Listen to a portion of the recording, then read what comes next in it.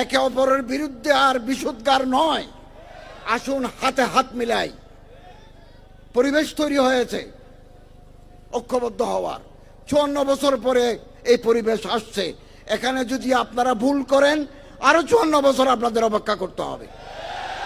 এবং আমি ধর্ম মন্ত্রণালয়ের একজন দায়িত্বশীল হিসাবে বলি, এদেশ আমাদের সবার, এদেশ আমাদের সবার। আমরা প্রত্যেকে এদেশকে ভালোবাসি।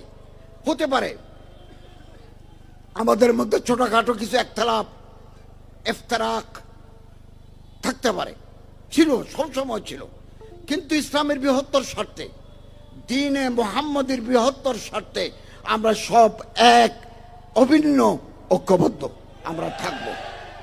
এই দেশে আমরা দুর্নীতিমুক্ত একটা সমাজ, একটা রাষ্ট্র ব্যবস্থা আমরা প্রতিষ্ঠা করতে চাই। আমাদের বুকের ভিতরে আমরা সেই স্বপ্ন লালন করি। এই স্বপ্ন আমাদের বাঁচিয়ে রেখেছে। আমরা আগামী দিনে আরো স্বপ্ন দেখব। পূর্ব দিগন্তে নতুন সূর্য উঠবে, সেটা হচ্ছে বৈষম্যহীন একটা রাষ্ট্র ব্যবস্থার সূর্য পূর্ব দিকে উদিত হবে আগামীতে ইনশাআল্লাহ। দায়িত্বশীলতার সাথে আমাদের পা রাখতে হবে। 2-1টা মন্ত্রণালয়, 2-4 জন এমপি হয়ে এই যে ব্রিটিশ কাঠামো, এটা ভাঙা যাবে না।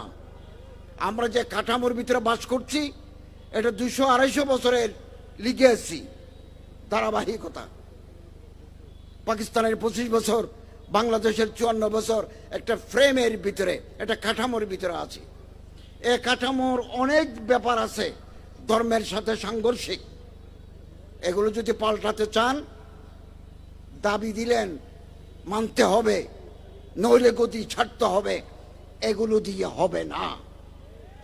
আপনাকে আইনসভার অধিকাংশ আসন আপনাকে আপনার আওতায় আনতে হবে। আপনারা গিয়ে আইনসভাতে অধিকাংশ পদ যদি নিতে পারেন, কাঠামো পরিবর্তন করতে পারবেন।